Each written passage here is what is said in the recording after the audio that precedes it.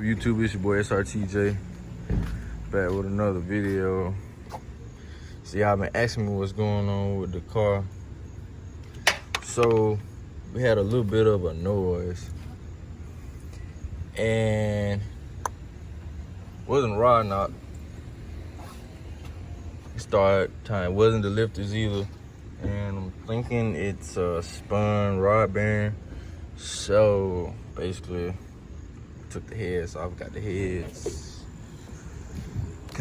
back here in the trunk. Heads, got the headers, got everything. This one we got the engine disconnected from the trans. Basically it's ready to be pulled out.